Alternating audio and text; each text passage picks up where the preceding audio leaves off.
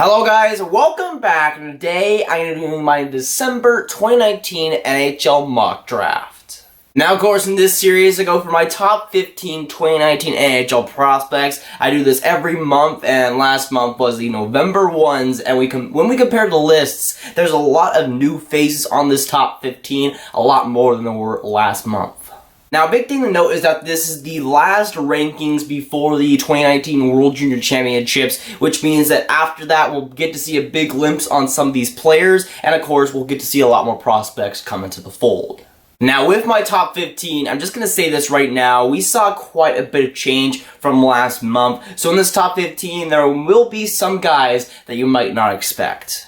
Now we're going to start out this month's rankings with Vaseli Podkolzin at number 15, and he's a right winger in the MHL currently. He's a -7 from last month, and when it comes to Podkolzin, I still like his skills, I still like his overall talent, but I'm not sure if we've seen the stats that we kind of need to see from a guy going forward and going into the draft, really.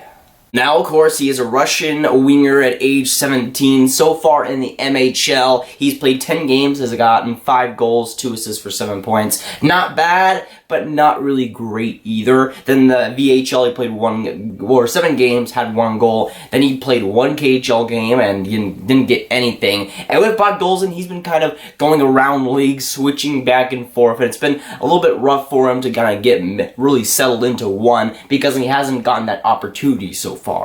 Though on paper, I'm pretty sure he's almost a bet to make the Russian World Junior Championship team, so we're going to see a lot of him in the World Junior Championships, and hopefully he does start performing, because of course, we don't have a lot to base it off of besides the Holinka Gretzky Cup, where he played fantastic, but this kid still has raw skill, and that's why he's this far up in the rankings. Now, number 14 in this month's rankings, I have Peyton Krebs. Now, he is a left winger in the WHL, a -3 from last month, but that's mostly because other prospects have risen above him. It's more of that rather than Peyton Krebs play himself. He still played good, and I still think he's a top 15 prospect, at least right now. Now, the Canadian at age 17 has had a pretty great season in WHL so far, putting up 27 games, having 11 goals, 21 assists for 32 points. Not bad numbers at all from him, and coming into the season, I was pretty skeptical about him, but he's really improved on my expectations for him, and he's played pretty well up to this point, especially offensively with the Kootenay Ice. I mean, they're a pretty much terrible team, and he's done a lot of things for them. So, for me, I'm pretty high on him now, especially how well he's played so far this season.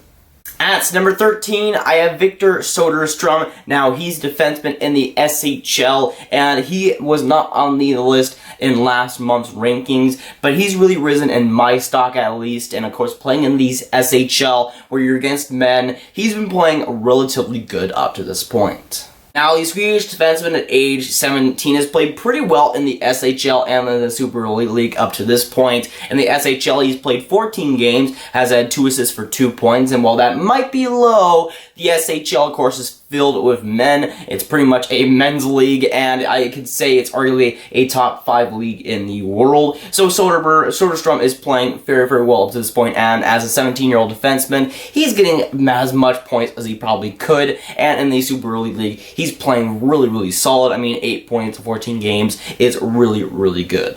And I also like that he does a lot of things that don't necessarily translate to the scoreboard. He just has amazing offensive pressure. He knows the correct play to make. He's a great deker, and he has a lot of offensive creativity. And he doesn't leave a lot of that defense behind. He's still a good defensive guy, and really, I would say one of the more defensive, really masters in this NHL draft, a lot more than a guy like Broborg or even an Antoni Honka.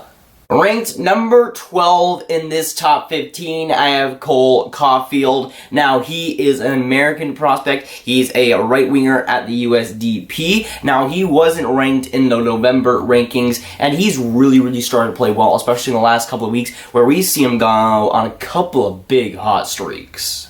Now, he's the first American to be mentioned in this top 15, another age 17 guy. But in the USDP so far, he's played pretty well. He's had 23 games played, he's had 19 goals, and he's had 8 assists for 27 points. And that's a pretty good points marker, but 19 goals is what really makes that special. He's starting to finally find that finishing touch, and Caufield has always been around that top 5 ranking for the USDP skaters and for the ranking for the points, but he's really starting to get that goals marker going, and if he can specialize in that goals, he could be up there with a guy like Boldy by the end of the year, just because of how well he's been producing so far. But I think with how well he's been performing, he could seriously make a good case to be put on the World Junior Championships roster for the USA team. Now, it does depend if the USA team goes for skill or they go for raw greatness, but with Cole Caufield, he's been amazing so far in the USDP, and I don't think you can really neglect that with how many goals he's been scoring so far.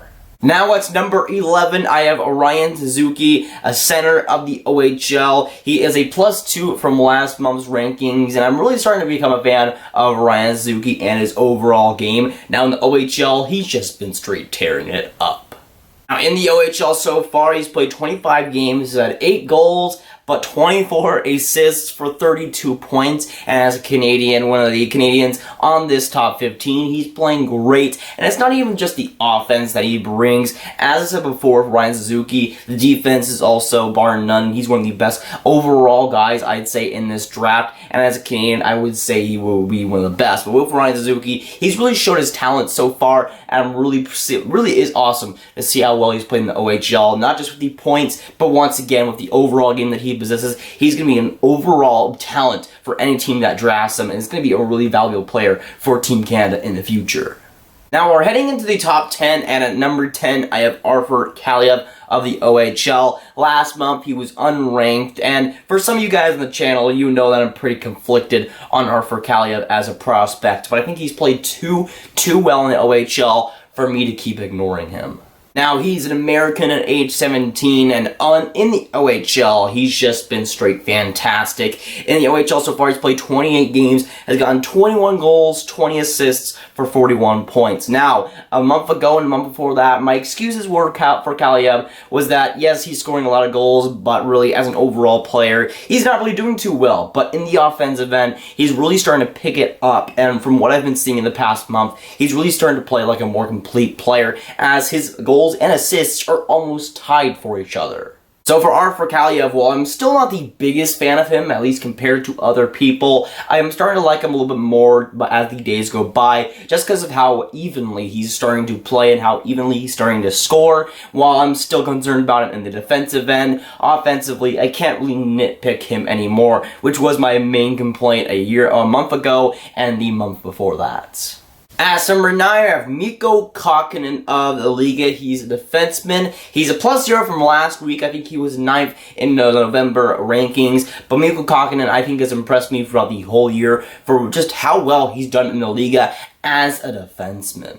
He's kind of in the same situation as Victor Soderstrom, but he's playing even better. Right now in the Liga, he's played 24 games, has gotten 1 goal, but 9 assists for 10 points. And in the Liga, as a 17-year-old, that's amazing numbers. But as a defenseman, that makes it look even better. And for Mikko Kokkonen, he's slowed down a little bit, I say, in the last couple of weeks, but he's still playing pretty well. And it's good to see because the numbers that he's putting up in the Liga are really bar none.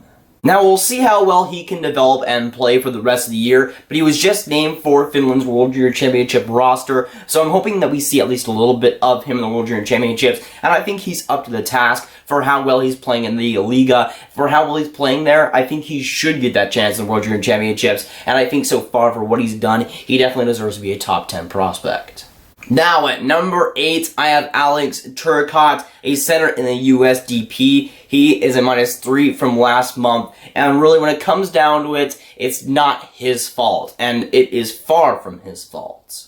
Now, the American at age 17, so far this season, has played 3 games in the USDP. He's got a goal and an assist in those games. But the thing about him is that he is still injured. He's been injured since practically the start of the season. Now, before the season, I had him as the third best prospect, which means that since then he's had to drop off because other good people and other prospects have gone after him and have really risen their stocks as well. So while I am really high on Alex Turcotte, we still don't have a timetable on his return. He might miss the World Junior Championships, and it really is in question if he'll be there. I still think he has loads of talent, and I still think he's one of the best prospects in this draft, but him being injured doesn't really help his case either. It really does hurt, though, because I love rooting for my American boys, and Alex Turcotte was shaping in to be one of the best prospects going into this year, but having him injured is not going to do any favors for his draft stock, and while it might not affect his NHL future, because let's be honest, he probably will have one, but even then, I still think that him being injured doesn't do him any favors, but I still want to keep him in the top 15 as long as possible. At number 7, I have Bowen Byram. He's a defenseman in the WHL. He's a -1 from last month's power rankings, but he still played very, very well up to this point. A Canadian at age 17 in the WHL. For a defenseman, he's putting up pretty elite numbers. Now, currently in the WHL, he's sitting at 28 games played, 8 goals, 16 assists for 24 points. Now, he's in the Vancouver Giants, who are a pretty great team, so he has a little bit to do with that, but obviously his team is pretty good. But Bowen Byram, at his age and what he's been able to do, he's been just fantastic. And while I'm not extremely high on him, I do like his overall game. The offense has certainly been there throughout the last couple of years. And again, those point totals will be very, very good for a 17-year-old rookie, but a 17-year-old rookie as a defenseman is something that is really, really impressive, especially in the WHL, or there's some tough competition there, and really Bowen Byram is really stepping up to that competition and playing very, very well. And for what he's been able to do, how many points he's been able to put up, has really been impressive to me. Now, we just got the confirmation of the World Junior Championship rosters for the Canada team. Unfortunately, Bowen Byram wasn't on it, but I do think he was good enough to get on it, and so far he's just been straight amazing. Now at number 6, I have Matthew Boldy. He's a left winger in the USDP. He's a +1 from last month. He was 7th in last month's rankings, and I really like what I've been seeing from Matthew Boldy, especially this month where we've seen his point production really continue, and in the USDP he's been straight lethal.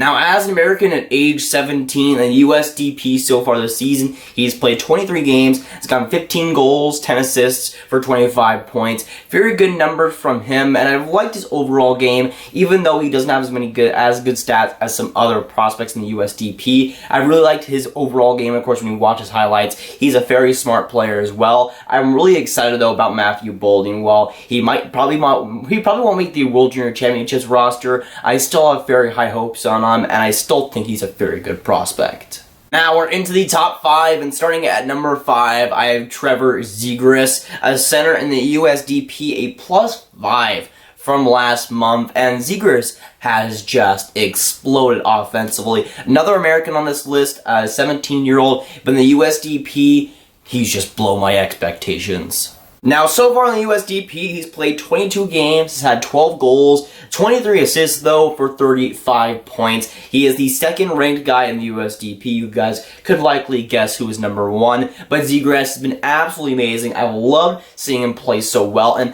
I've always liked his overall style when it comes to his offensive creativity. He really is one of the best guys when it comes to offensive coordination in that respect, and Zegras is starting to finally get that on the scoreboard. My main complaint about him last year was that he just was not getting the points, but now he certainly is. Now, at number 4, I have Dylan Cozens, a center in the WHL. He's a +0 from last month, being number 4 last month as well. And as Canadian at age 17, he has slowed down production-wise just a little bit, but I still like his overall game, and he still is one of my favorite prospects going into this year's NHL draft.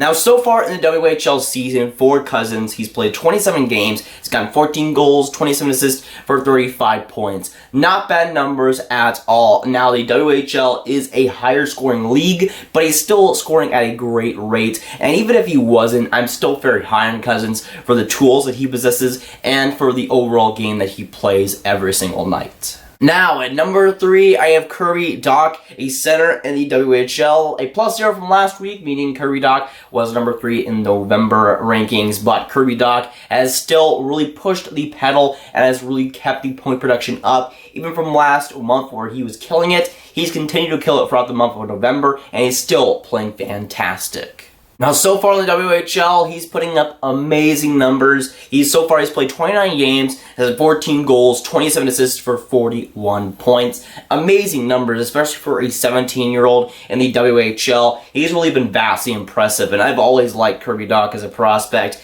but he's really starting to round out his game, and so far, he's been super, super impressive. For some reason, he wasn't invited to the World Junior Championships camp for Team Canada, which was an absolute just sham. But Kirby Dach definitely deserves to be high up here in the draft, at least in the rankings, and I definitely like him as he stays number 3 for 2 straight months. Now at number 2, I have Kaapo Kakko of the Finnish Liiga. He's a center/right winger this season. He has played some center sometimes this month, so I'm going to include that just a little bit. He's a +0 from last month, meaning he was number 2 in last month's power rankings, and Kaapo Kakko continues to play very, very well in the Liiga, and really, really having one of the best names in this draft. Now, of course, the Finnish-born 17-year-old has been great so far in the Liga, putting up 23 games played so far, having 7 goals, 10 assists for 17 points, which might not be amazing on paper, but again, this is the Liga where there are adults pretty much everywhere, and Kaapo Kakko being one of the few teenagers in that entire league. He's been great so far, and for points production when it comes to the Liga, having 17 points in 23 games is amazing. And having them as a 17-year-old is something that not a lot of players get to do, and his points per game has been through the roof so far, and it's great to see him produce at such a good rate. And Kaapo Kakko being one of my favorite prospects going into this NHL draft, mostly because of that name, don't judge me, but Kaapo Kakko being an absolute beauty. I love seeing him produce at such a good rate, getting so many points on the board for how young he is, has been super impressive, and he's been doing that throughout the whole year. At number 1, I have Jack Hughes, a center at the USDP. Pretty much nobody expecting him to be anywhere but number 1. He's been great so far. +0 from last month's rankings, meaning that last month he was number 1 as well. And right now he is the consensus number 1 pick. Even though Kaapo Kakko is starting to get behind him a little bit and starting to really catch up to him, Jack Hughes has just been phenomenal again so far this season. Now, as a beautiful American at age 17, so far this season in the USDP, he's played 23 games, has had 9 goals, but 36 assists for 45 points. Amazing point numbers so far for Jack Hughes. He's been the number 1 consensus pick for a long time heading into this draft, and he's showing a ton of prowess, showing a lot of offensive skill, and of course the assist number is absolutely godly. While in last month's rankings, he was kind of scaring me a little bit because he wasn't really producing that much, but this past month, he really heard me, apparently, and just went on an absolute tear. He's right back up there, and for me, while last month I might have had a little bit of doubt as to whether he was number 1, this month I can't really do that, as Jack Hughes is my number 1 pick for sure.